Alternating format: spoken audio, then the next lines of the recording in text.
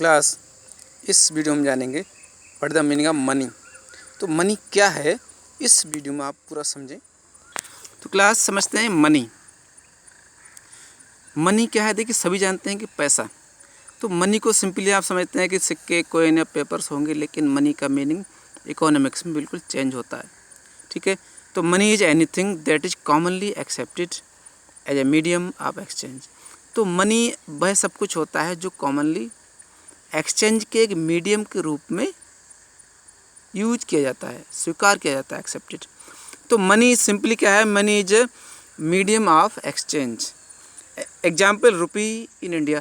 तो इंडिया में रुपया क्या एक मनी है, तो एक हमारे लिए एक्सचेंज का साधन है मनी। जो भी पैसा हमारे पास होता है, हमारे पास अगर 10 रुपीज़ हैं तो 10 रुपीज़ की कॉस्ट की दूसरी चीज़ हम उससे परचेज कर सकते हैं। तो एक एक्सचेंज का ही साधन है हमेशा मनी, और इससे बढ़कर कुछ नहीं है। ठीक है, मनी में भी डिफाइंड एज, तो मनी को और डिफाइन किया जा सकता है anything which is generally accepted by the people. तो कुछ भी चीज़ जो जनरली पब्लिक के द्वारा एक्सेप्टेड होती है in exchange of goods and services. Goods और सर्विसेज के रूप के बदले या मनी के बदले हमें जो गुड्स और सर्विसेज मिलती हैं, और इन रिपेमेंट ऑफ डेट्स या कर्ज चुकाने के मामले में। तो किसी का हमें कर्ज चुकाना है तो पैसे के रूप में चुकाते हैं, या उस पैसे के बदले हमें गुड्स सर्विस मिलती हैं। तो जनरली इसी सब को हम मनी कहते हैं। मनी ना हो, हमारे पास भले ही करेंसी नोट नहीं है, लेकिन उतने कीमत की अगर प्रॉपर्टी है तो भी एक मीडियम ऑफ एक्सचेंज है हमारे पास। अब फंक्शंस ऑफ मनी को देखते हैं, मनी के क्या क्या फंक्शंस हैं। The main function of money is to facilitate the exchange of goods and services. तो मनी का मेन फंक्शन क्या है, exchange of goods and services, goods और सर्विस का एक्सचेंज करना, and help carry out trade smoothly, और smoothly यानी कि अच्छी तरीके से ट्रेड को मेंटेन करना। व्यापार को चलाने के लिए पैसा ज़रूरी होता है। अब वेल नोन कपलेट क्या है, देखिए वेल नोन फैक्ट क्या है, इससे आपको सेंटेंस को लर्न होना चाहिए। तो money is a matter of function 4। Simply money is a matter of function 4। तो there are 4 functions, a medium, a measure, a standard, a store. ठीक है, तो क्या है देखिए, मेजर, मीडियम, स्टैंडर्ड और स्टोर 4 मेन फंक्शंस हैं मनी के। इनको समझ लेते हैं देखिए इस फ्लो चार्ट में। तो functions of money, first one देखिए, यहाँ 2 टाइप के फंक्शन बना दिए, नहीं 4 से। तो प्राइमरी फंक्शंस, प्राइमरी फंक्शन में क्या है मनी, मीडियम ऑफ एक्सचेंज, ये एक्सचेंज का एक साधन है। दूसरा मेजर ऑफ वैल्यू, किसी भी चीज़ की, किसी गुड्स कमोडिटी की वैल्यू को मेजर करता है कि कोई भी प्लॉट, कोई भी ग्रेन, गुड्स, ब्रिक्स, कोई व्हीकल या पुरानी या नई चीज़ कितने रुपए की है, वो मनी में ही वैल्यू की जाती है। कि अगर मोटर बाइक आपकी 50,000 रुपीज़ की है, 30 की है, 40 की है, कि हाँ ये 5 ईयर्स चलने के बाद इसकी वैल्यू 20,000 रह गई है।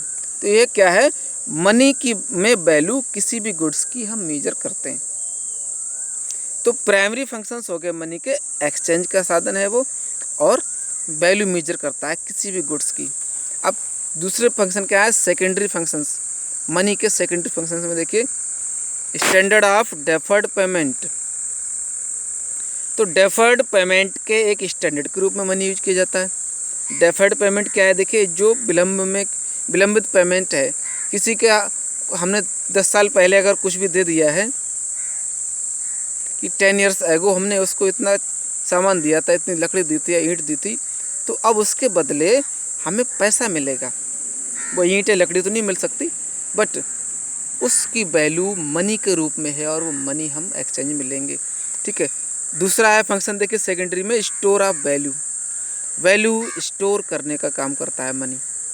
ठीक है, मनी के रूप में वैल्यू हमारी स्टोर होती है। अब क्लास 1 बाय 1 इन सभी 4 फंक्शन को समझना है। तो फर्स्ट वन क्या है, money as the medium of exchange. Exchange के एक मीडियम के रूप में मनी किस तरह है देखिए, it is the basic primary function of money. ये मनी का एक बेसिक प्राइमरी फंक्शन है। ठीक है, also called the bearer of options और जनरलाइज्ड परचेजिंग पावर। तो बेरर ऑफ ऑप्शंस, ऑप्शंस का बेरर हो सकता है मनी, और परचेजिंग पावर को जनरलाइज करता है, यानी कि पैसा हमारे पास है, हम कुछ भी परचेज कर सकते हैं। ठीक है।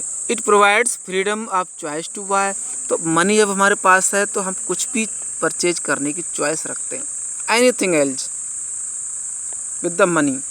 करेंसी नोट नहीं होता। अब उसी मान लीजिए कि नोट ना हो, हमारे पास 10 लाख रुपीज़ के बराबर दूसरी चीज़ होती, उस चीज़ के बदले हम कुछ नहीं खरीद सकते। लेकिन जब करेंसी नोट्स हैं तो उसके बदले हम जो चाहें वो खरीदेंगे, वो चॉइस मिल जाती है। अब सेकंड पॉइंट है कि money as a unit of account और मीजर ऑफ वैल्यू। तो मीजर ऑफ वैल्यू का काम करता है, किसी भी गुड्स की वैल्यू को मीजर करने का काम मनी किस तरह करता है। देखिए, the unit of account functions means that money unit as treated as the standard unit for quoting prices. किसी भी चीज़ की प्राइस को क्वेट करने के लिए स्टैंडर्ड यूनिट का काम करता है money. And for borrowing and lending activity, उधार लेना या उधार देने की एक्टिविटी काम करेगा मनी। ठीक है, किसी को 10,000, 20,000, 50,000 उधार दे देते हैं, लेकिन उसी के बदले वो चीज़ नहीं दे सकते उधार। तो the value is expressed as price. तो मनी, किसी चीज़ की वैल्यू क्या है, एक प्राइस के रूप में एक्सेप्ट की जाती है। This makes it easy to measure the exchange value of each commodity. तो ये इजी होता है कि किसी हर एक कमोडिटी की वैल्यू हम एक्सचेंज वैल्यू मेजर करें। थर्ड जो पॉइंट देखिए हमारा है, money as the standard deferred payments. तो डेफर्ड पेमेंट क्या है, देखिए ऐसा पेमेंट जो विलंब है, लेट हो चुका है, बहुत पहले से किया हुआ, किसी पर हमारे पैसे उधार आ रहे हों, which are contracted to made some time in the future. हो सकता है फ्यूचर में कभी कभी वो कॉन्ट्रैक्ट हो जाए, कम हो जाए, तो इसलिए वो पेमेंट मनी के रूप में वैल्यूएबल किया जाता है और वो हम उसे लेने के अधिकारी बन जाते हैं। जैसे कि लोन या taken and repaid in turn off money, loan लिया जाता है और वापस किया जाता है मनी के टर्म में तो किया जाता है। Money generally maintain a constant value through time. तो टाइम के साथ साथ मनी जनरली एक कांस्टेंट वैल्यू रखता है। किसी भी गुड्स की वैल्यू आज जितनी है, 5 ईयर्स के बाद बढ़ जाएगी वैल्यू, तो हमें उतना ही पैसा मिलेगा जितनी उस समय वैल्यू होगी।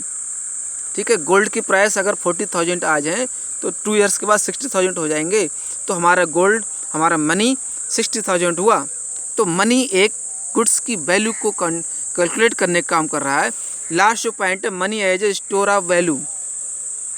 मनी वैल्यू को स्टोर करने का काम करता है। देखिए, it means money can be stored as an asset for use in future. Future में मनी एक यूज के लिए एक एसेट का काम करता है। एसेट मीन्स होता है पूंजी।